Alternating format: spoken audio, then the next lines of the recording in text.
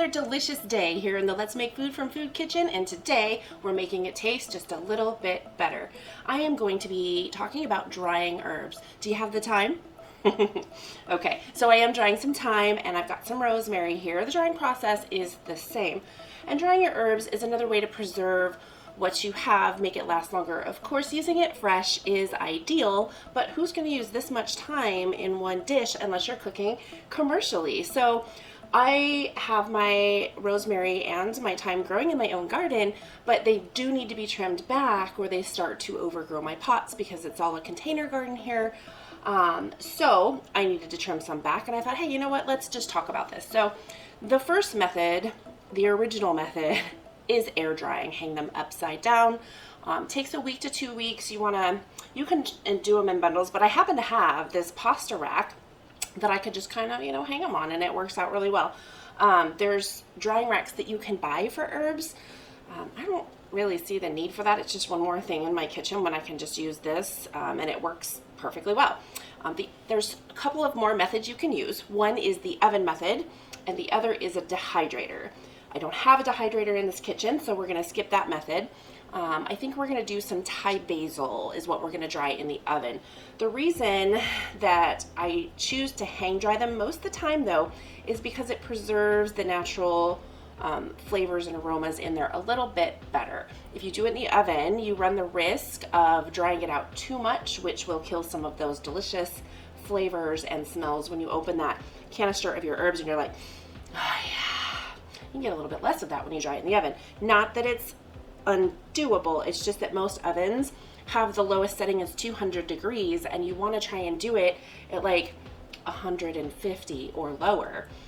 So that's the risk, but you just keep an eye on it. We'll talk about that when we actually do that episode. So those are just the pros and cons of the different methods. I wanted you to see the before and the after of what they look like after it's sat. What you're looking for is kind of a sound and a feel. This should break easily like it did, just like that. You know it's done when your leaves kind of sound like cereal, crispy cereal when you crumble it. I'm doing it on a paper towel because it'll be easier to get it into my container, but it should start to come off like that. If it doesn't come off super easily and feel really dry, you need to wait a few more days probably. If you've got thick bunches of it, it's going to take longer to dry. So I spread mine out. I know people like to bundle it like this, and that's totally acceptable to do. I just think that the part that you have around your stem isn't going to dry as well, and you might lose some of your herbs for later, which that's a choice. That's up to you. If you don't have room to spread it out, by all means, do it that way. Whatever works for you. So I'm just going to continue pulling these off, and then I've got 2 jars here. It's better to store them in smaller jars if you can. Every time you open and close your jar, you're going to lose some of that aroma, and you're never going to get it back. It's going to go away.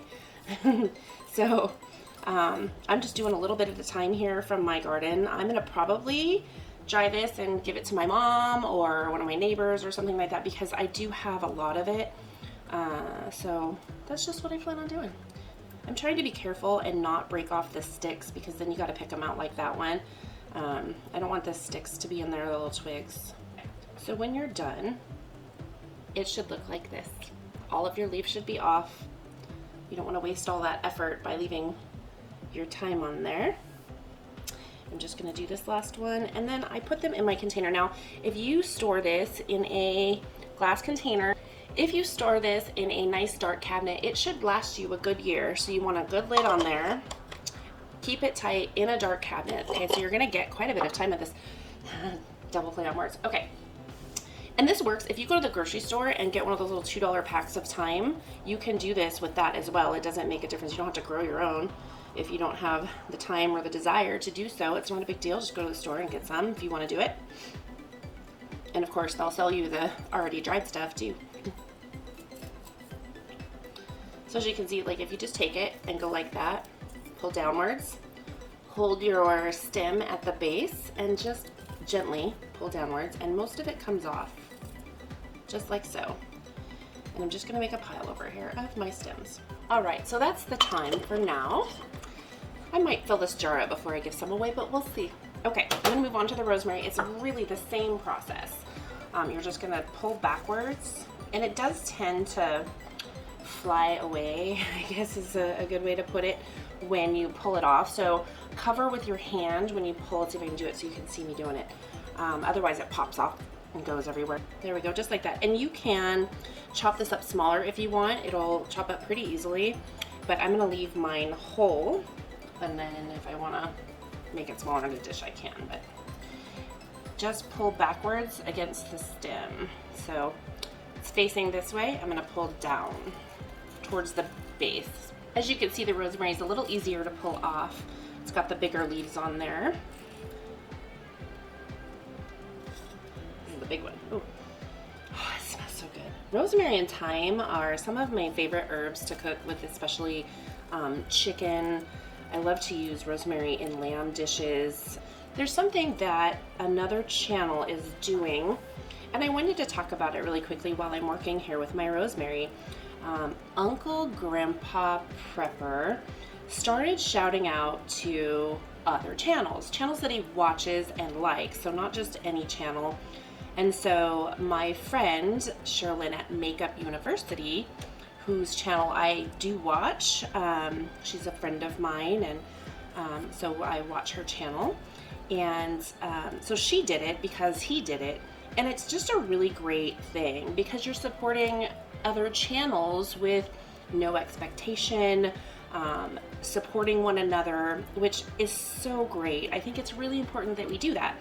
So a shout out to Uncle Grandpa Prepper for the idea, and I know he's watching my channel now, so hi, say hello, introduce your channel. I will put the link down below for his channel, and of course check out Sherilyn Baker at Makeup University. Tell her I said hi, and if there's a channel that you like, tell us what it is down in the comments so that we can go check them out.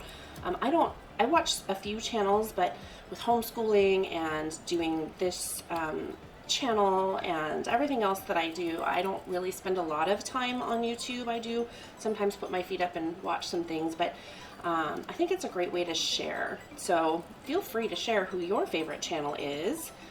Go copy a link and paste it, and maybe tell us why you love it. All right, that is my rosemary, and it did go faster than my thyme, and I'm just going to get it all into my jar. Perfect. Okay, same thing. We have a tight lid on it. I'm going to store it in my cabinet. I know I have some things over here on my shelves, but this should be dark like our vinegars and things, and it'll help it last longer. It'll preserve that flavor and aroma.